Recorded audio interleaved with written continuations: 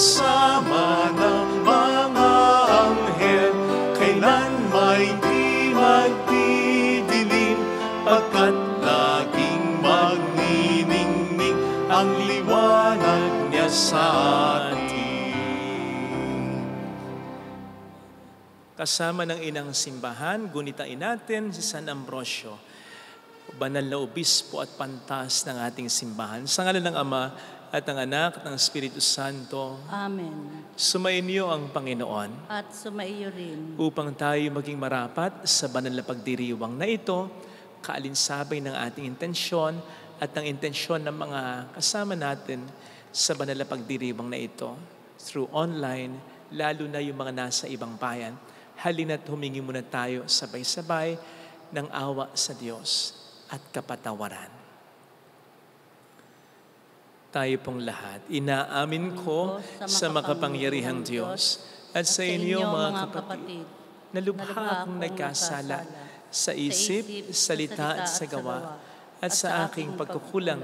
Kaya sinasamo ko sa mahal na Birheng Maria, sa lahat ng mga anghel at mga banal, at sa inyo mga kapatid, na ako'y ipanalangin sa Panginoong ating Diyos. Kaawaan tayo na mapagmahal na Diyos, patawarin sa ating mga sala, at patnubayan hanggang sa buhay na walang hanggan. Amen.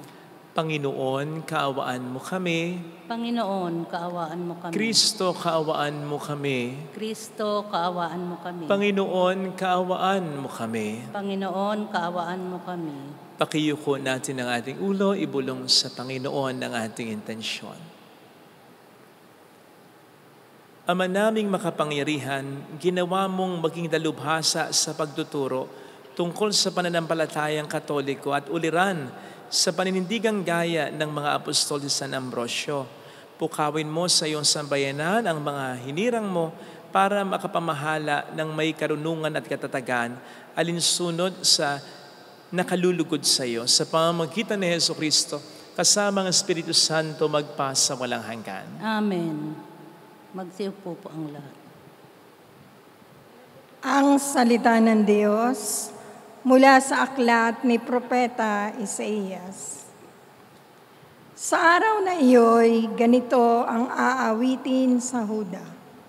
Matatag ang ating lungsod, hindi tayo maano.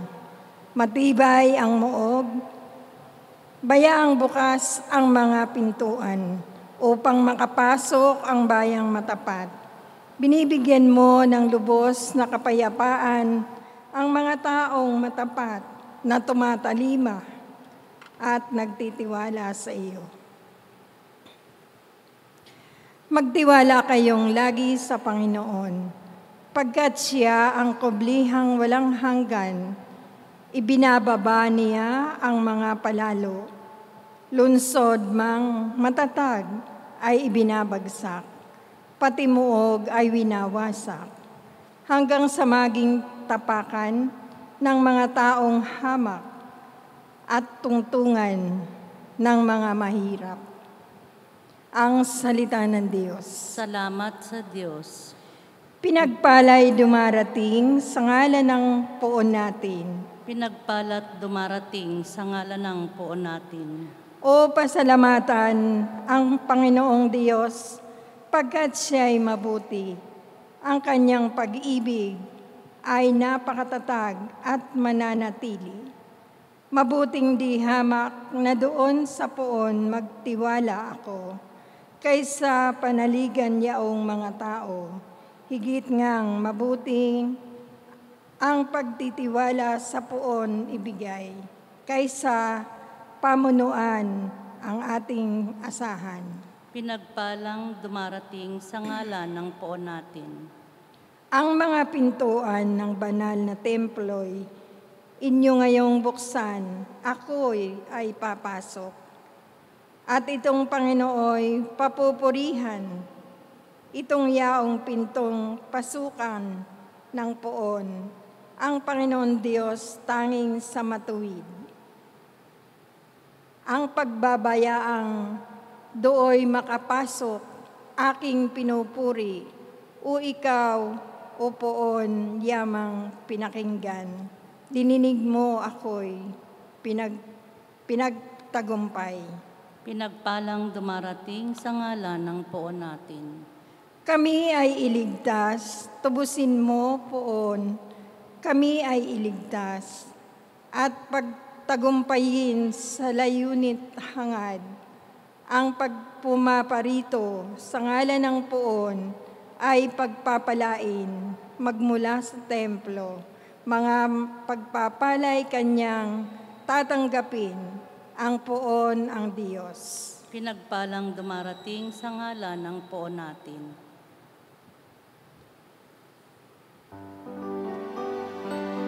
Magsitayo po.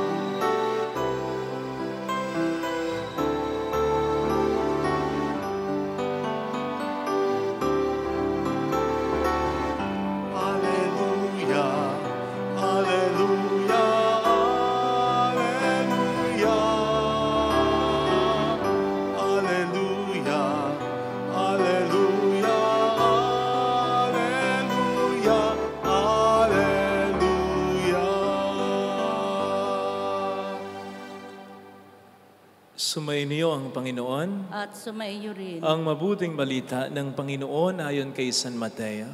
Papuri sa iyo, Panginoon.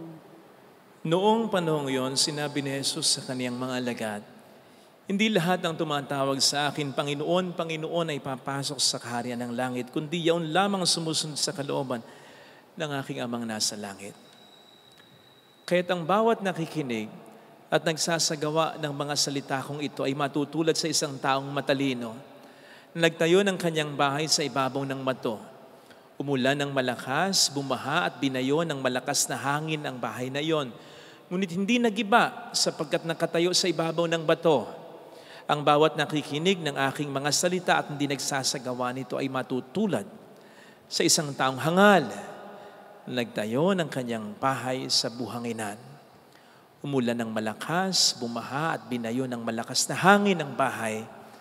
Bumagsak ang bahay na iyon at lubusang nawasak. Mga kapatid, ang mabuting balita ng Panginoon. Pinupuri ka namin, Panginoong Hesukristo. Magsipo po ang lahat. Peace in the world. Madalas, ginagawa na lang itong katatawanan kung ito ang ibibigay na sagot ng mga contestant sa isang patimpalak. Dahil naging cliche na nga naman sa atin yan. Peace in the world. So kung yan ang magiging sagot, parang walang kahirap-hirap. Nevertheless, kung isipin po natin, bakit nga ba ito naging cliche na lang? Bakit nakasanayan na lamang nating sabihin? Kasi ang ibig sabihin ito, matagal na nating hinihiling ito. Kapayapaan sa mundo, kapayapaan sa ating bayan, maging sa ating sariling tahanan o katauhan, peace of mind. Kung bakit hanggang ngayon, hindi pa rin natin yan lubusang nararamdaman. Nandyan, sa kasalukuyan na lang, may gulo sa Gaza, may gera sa iba't ibang panig ng mundo. Hindi pa rin maayos ang relasyon ng Ukraine at Russia. May mga dispute pa rin sa mga bahagi ng dagat na kiniklaim ng iba't ibang mga bansa. Kamakailan lang, hindi nga ba't may binaril sa lupa mismo ng bus na dapat ay ikaw ay ligtas. At nito na lang, o hindi nga ba't nandun ang pambubomba sa isang misa na ikinasawi ng 3-4 na katao. Idagdag pa natin ng mga gulo o gera sa personal nating buhay sa mundong ito. Hay, bakit nga ba parang napakailap ng kapayapaan? Kung tutuusin, gusto ng Diyos na ibigay sa atin yan. In fact, sa Biblia, kung bibilangin daw nga po natin, ay aabot sa 400 times, binabanggit ang salitang kapayapaan, ang salitang peace. 3 times, Jesus solemnly declared and said, I give you my peace. At sa bawat pagsisimula ng bagong taon, alam niyo ba na may permis tayong binabasa sa Book of Numbers that states, "The Lord bless you and keep you. The Lord shine His face upon you. The Lord look kindly upon you and give you peace."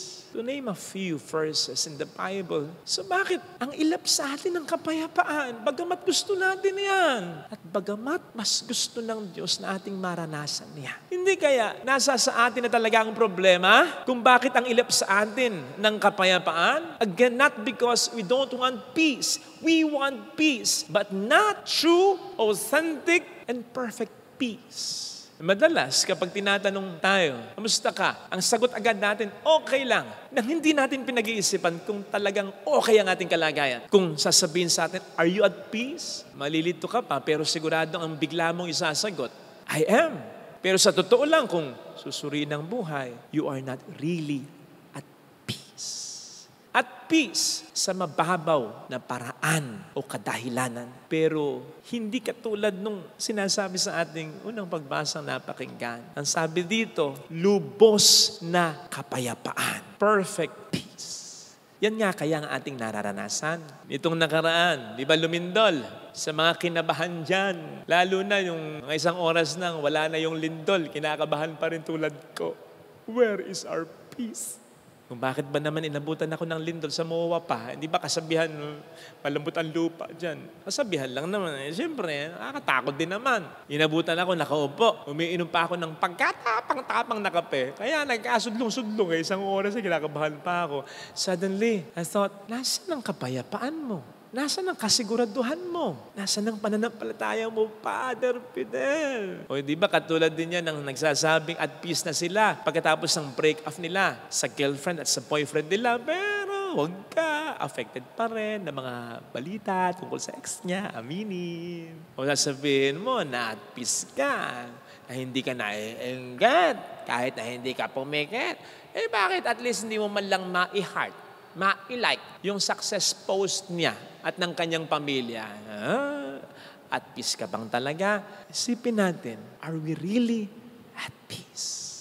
Kapag binasa nga daw po natin yung English version ng ating first reading ngayon, particularly in Isaiah 26 verse 3, ay 2 beses na magkasunod na inulit ang salitang peace. And I quote, "A nation of firm purpose, you keep in peace for trust in you." 2 beses. Ganyan daw po kasi ang pagkaka-appear niyan sa Hebrew language para mas i-emphasize yung uri ng kapayapaan na gustong ipagkaloob ng Diyos sa atin. Ito'y kompletong kapayapaan. Para lang tayo, di ba, batay sa ating karanasan, pag gusto nating i-emphasize na hindi lang maganda, kundi magandang-maganda, inuulit natin yung salitang maganda. Pag sinabi nating magandang-maganda, parang sinasabi natin, wala ka nang hahanapin pa, kompleto yung ganda. Ganito mga kapatid, yung kapayapaan na gustong ipagkaloob ng Diyos sa atin. Kumbaga sa sasakyan ngayon, hindi lang di gasolina, di baterya pa. Kumbaga sa washing machine, hindi lang panlaba, may dryer pa at nakaturbo pa. Kumbaga sa sapatos, hindi lang pang formal, pang rugged pa.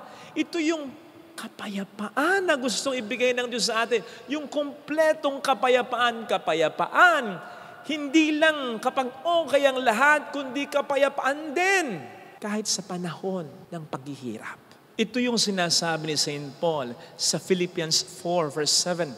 That peace of God that surpasses all understanding. Yung kapayapaang hindi maintindihan ng karamihan. Kasi nandiyan kahit may sakit ka, may sakit ang mahal mo, hindi ka pumasa sa exam, hindi pumasa sa exam. Ang pinagdarasal mo, medyo nagka-problema sa trabaho, sa negosyo, hindi kayo magkasundo sa pamilya ninyo dahil nagloko yung asawa mo, naging pasawa yung anak mo, etc.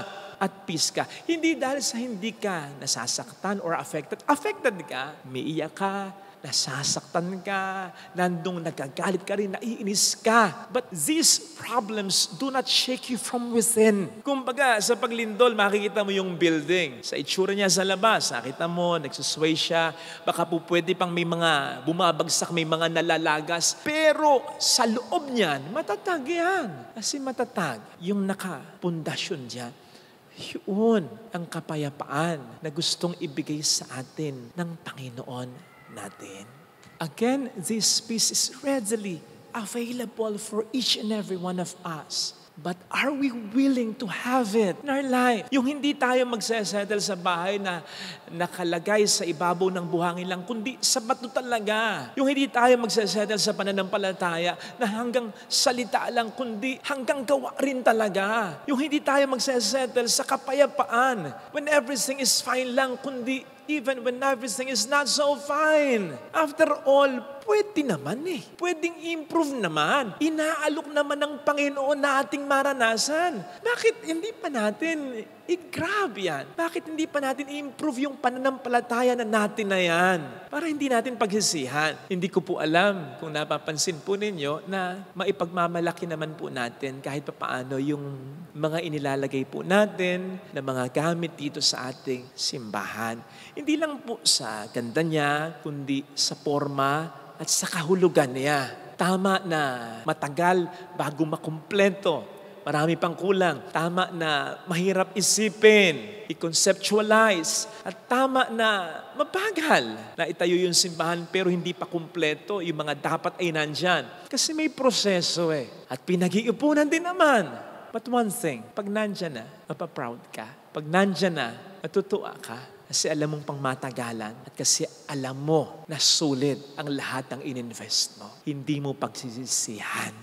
Kapatid, ganun ang pananampalatayang inaalok sa atin ng ating kung gugustuhin natin, tama, medyo may proseso. Kasi ito'y patungkol sa pagkakaroon natin ng malalim na relasyon kay Kristo. So much so na yung sinasabi ni San Pablo na hindi na tayo ang siyang gagalaw sa buhay natin, kundi si Kristo. Tama na mahirap dahil may halong sakripisyo. Kasi isasantabi natin madalas ang ating mga sariling gusto at hahayaan natin sundin natin si Kristo. Pero siguradong matibay ang pananampalatayang ito. At siguradong lubos na kapayapaan ang mararanasan natin dahil dito. Besides, inaalok niya sa atin, kaya tutulungan niya tayo. Hence, huwag tayong magsettle sa basta kapayapaan lang. Lubusin natin ang kapayapaang ito na inaalok sa atin ni Kristo. Sapagkat kung basta-basta peace lang o kapayapaan lang ang nararanasan natin ngayon, kapatid, darating at darating ang mga delubyo. Darating at darating ang matitinding problema sa buhay. Hindi natin maiiwasan kahit anong iwas natin. Iguguho tayo ng pananampalataya at kapayapaang mabuhay o hindi matibay. Ito sana ang hilingin nating biyaya na makita natin sa ating banal na pagdiriwang. Ilagay natin ang ating kanang kamay sa tapat ng ating puso.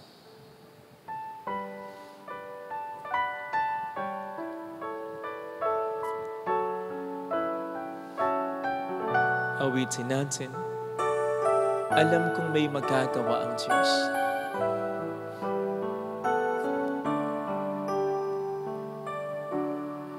Alam kong may magagawa ang Diyos. Alam kong may magagawa ang Diyos. Alam kong may magagawa Makapangyarihan siya. ang Diyos. Kung ako'y magtatapat, Kung ako'y magtatapat, sa Kaniya'y maglilingkod. sa Kanya'y maglilingkod. Alam kong may magagawa ang Diyos. Kung may magagawa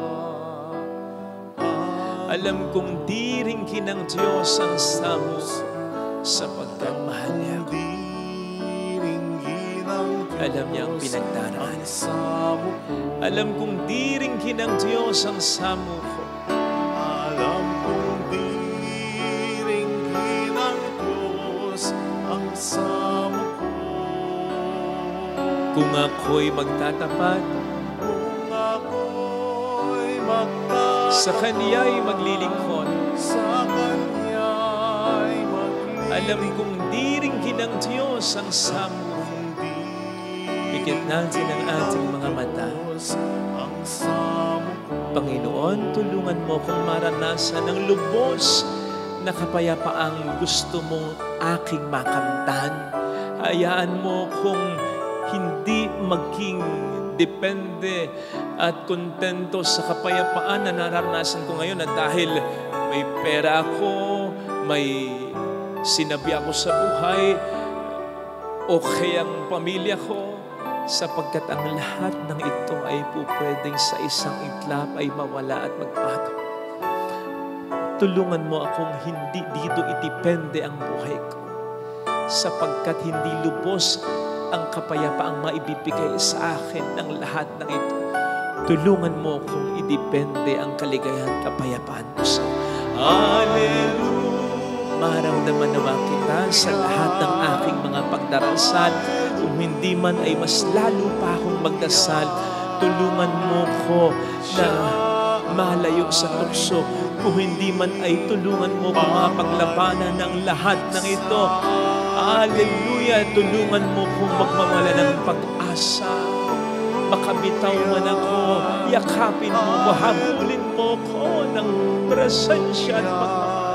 Huwag mo kong pabayaang malas at lalayo sa iyo. Upang pwede kong masabi sa sarili ko, mayroong magandang mangyayari sa iyo. Mawawala ang lahat, pero hindi ang Diyos. Ang Diyos na nagmamahal sa iyo, na parang ikaw lang ang tapos sa mundo. Ang Diyos na hindi nagmamahal, mayroong magandang mangyayari sa iyo. Pero sana magkaroon tayo ng malalim na relasyon sa Kanya. Sumunod tayo sa mga sinasabi niya. Isabuhay natin ang mga aral niya upang mas lalo siyang makagalaw sa buhay natin talaga. Papuri sa Ama at sa Anak sa Espiritu Santo. Kapara ng sa unang-una, ngayon, magpakailanman, magpa sa walang hanggan. Amen. Pag-aalay.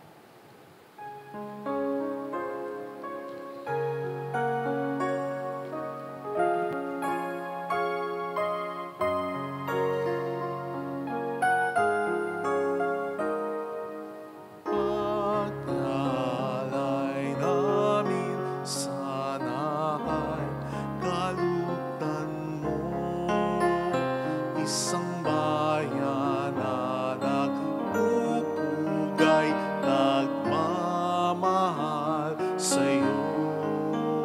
Saan yun itong tinapay na nagdudulot ng buhay at talak na sa gisang ng bigay mong kaligtasan.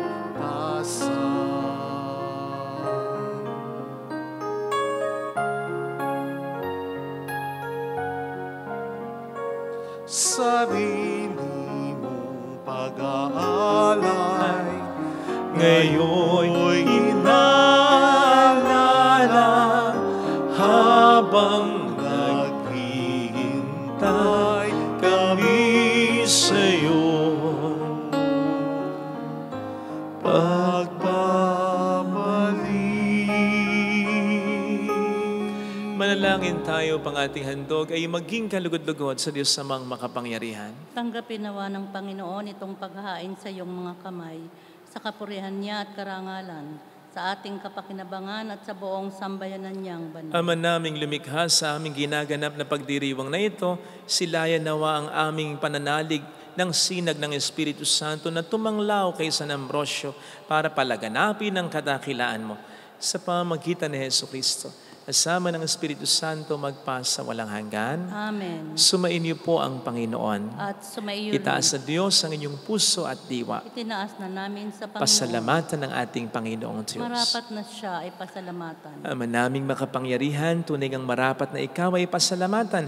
Ikaw ay nagniningning sa piling ng mga banal tulad ni San Ambrosio na ikinararangal mo sa kanilang kabutihan.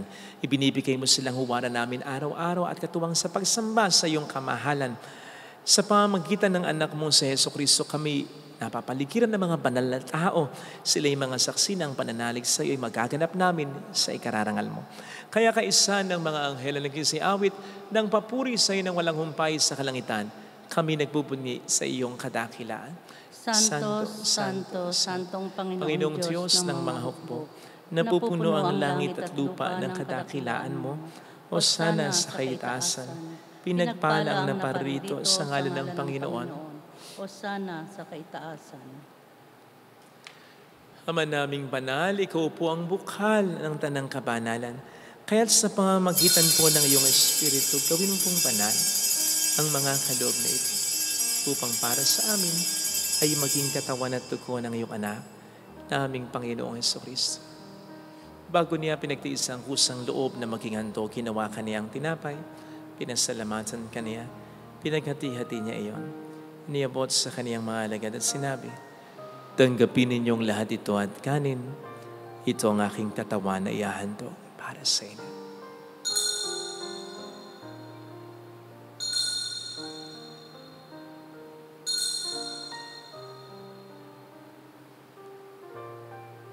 Ngayon din naman nang matapos ang hapunan, hinawakan niya ang kalis. Muli kaniyang pinasalamatan. Iniabot niya ang kalis sa kaniyang mga alagad at sinabi, tanggapin ninyong lahat ito at inumin. Ito ang kalis ng aking dugo ng bago at walang hanggang tipan. Ang aking dugo na ibubuhos para sa inyo at para sa lahat. Sa ikapagpatawad ng mga kasalanan, gawin niyo ito sa pag-alala sa akin.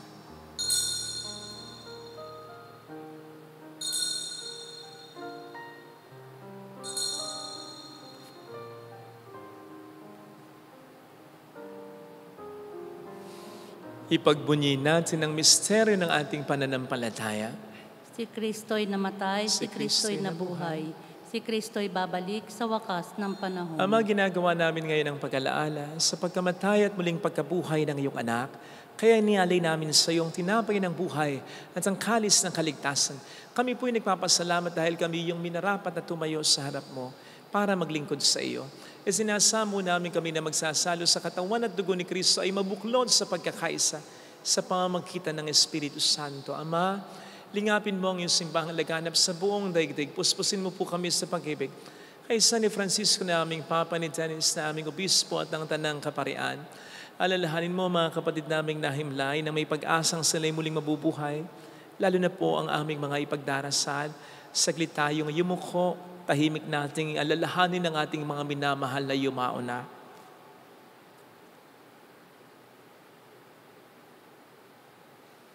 Kaawaan mo sila at patuloyin sa iyong kaliwanagan. Kaawaan mo at pagkingtapatin kaming lahat na makasalo sa iyong buhay na walang wakas.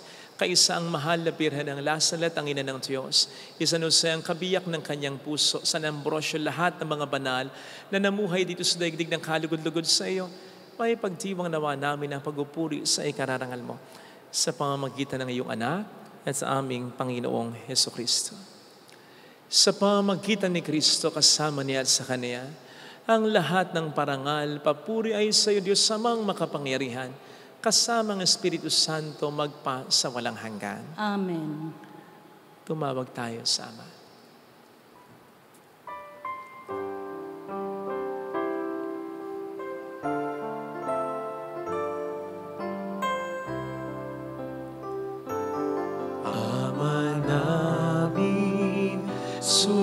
Sa langit ka, sambahin ang ngalan mo, mapasa amin ang kaharian mo, sundin ang loob mo dito sa lupa para ng sa langit. Bigyan mo kami ngayon ng aming kakanin sa araw-araw at patawarin mo kami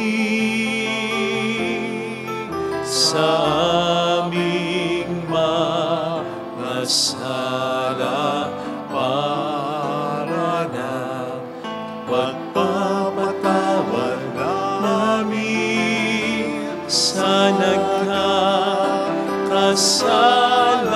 sa amin at huwag mo kami ipa sa tukso at ihadya mo kami sa lahat ng sama. Hiniling namin kami adya sa lahat ng masama pagkalooban ng kapayapaan araw-araw, samantalang aming pinaghahandaan ang dakilang araw ng pagkapahayag ng tagapagligtas namin sa Hesus Kristo. Sapagkat iyo ang Kaharian, kaharian, kapangyarihan, at ang kapurian, magpakailanman. Amen. Panginoong Hesus Kristo, sinabi mo noon sa iyong mga alagad, sinasabi mo rin sa amin dito, kapayapaan ang iniiwan ko sa inyo, ang aking kapayapaan ang binibigay ko. Tunghayin mo ang aming pananampalataya, huwag ang aming pagkakasala. Magkalooban mo kami ng kapayapaan at pagkakaisa sa iyong kalooban. Kasama ang Espiritu Santo magpas sa walang hanggan. Amen. Ang kapayapaan ng Panginoon ay sumainyo nawang lahat. At sumaiyo rin. Magbigayan tayo ng kapayapaan sa isa't isa. Kapayapaan po. Peace be with you. Kordero ng Diyos na nag-aalis ng mga kasalanan ng sanlibutan, maawa ka sa amin. Kordero ng Diyos na nag-aalis ng mga kasalanan ng sanlibutan, maawa ka sa amin. Kordero ng Diyos na nag-aalis ng mga kasalanan ng sanlibutan, ipagkaloob mo sa amin ang kapayapaan.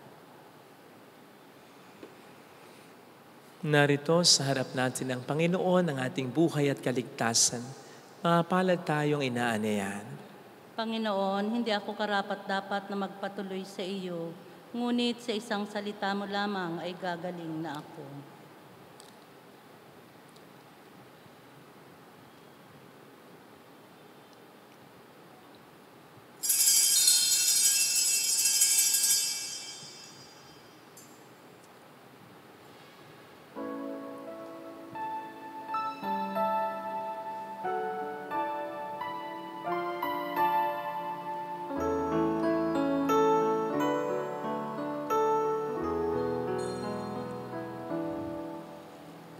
Panalangin para sa espiritual na pakikinabang.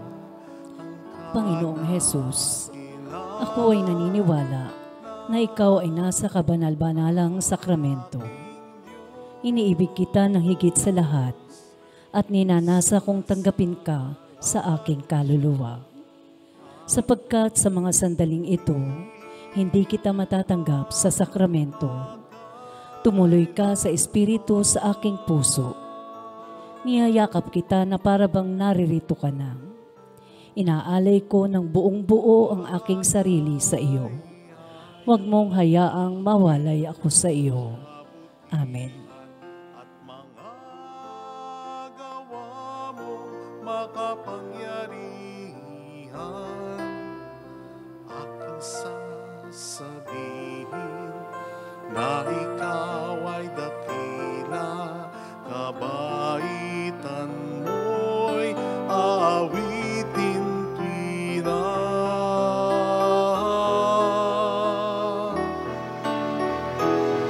Aking ihahayag ang kadakilaan ng aking Diyos. Pasasalamatan siya at pupurihin magpakailanman, magpakailanman. Manalangin tayo. Ama naming mapagmahal, kaming mga nakinabang na dinulutan mo ng lakas ay gawin mong umunlad sa pagtupad sa mga halimbawa ni San Ambrosio upang sa lakas loob na pagtahak sa iyong mga landas kami maging handang lasapin sa iyong piking ang tamis na hindi magwawakas. Sa pamamagitan ni Hesus Kristo, kasama ng Espiritu Santo magpas sa walang hanggan. Amen. Holy God, Holy Mighty One, Holy Immortal One. Have mercy on us and on the whole world. Holy God, Holy Mighty One, Holy Immortal One. Have mercy on us and on the whole world. Holy God, Holy Mighty One, Holy Immortal One. Have mercy on us and on the whole world. Jesus, King of Mercy. We trust in you. Alalahanin, o mahal na Birhen ng Lasalet, ina ng pag-asa, Ikaw ang nagpapaalala sa aming magbalik loob sa Ama. Ito ang nagpapatunay na ang kagandahang loob mo'y nanatiling busilak. Sa pag-aaruga mo sa amin, tungkulin mo'y tinupad. Sa paanan ni Kristo'y itinuring mo kaming mga tunay mong anak. Kaya ninais mong ni Isay huwag mapahamak. Maging sa iyong walang tigil na pananalangin, pati luhay pumatak. Huwag namang mawala ng saysay ang iyong paghihirap. Hiling nawa namin sa iyo, o aming inang liyag, na matapos ang pakikibaka namin sa mundong ito, at sa pananatili naming tapat kay Kristo. Sa kapurihan mo'y makibahagi kaming ganap, upang kung nasaan ka ngayon ay maparoon din kaming lahat, at ang kaganapan ng kaluwalhatian ng Diyos Ama tuluyang matupad siya. Mahal na Birhen ng Lasal na tagapagkasundo ng mga makasalanan. Panalangin mong walang patid, kaming mga dumudulog sa iyo. Maraming salamat po sa inyong pakikiisa at sa inyong pagtulong. Sumainyo ang Panginoon. At sumaiyo rin. Pagpalain kayo kasama ng ating pamilya na mapagmahal na Diyos, ng Ama at ng Anak at ng Espiritu Santo. Amen. Umayo tayo sa kapayapaan ni Kristo. Salamat sa Diyos.